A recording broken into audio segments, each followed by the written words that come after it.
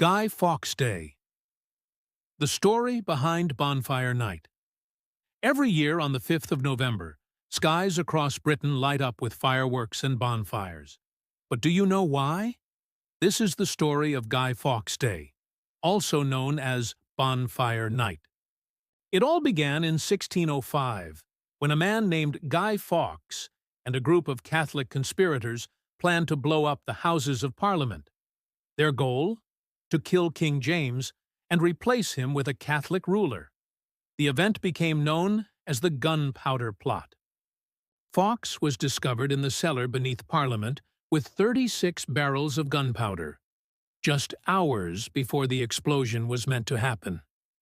He was arrested, tortured, and later executed for treason.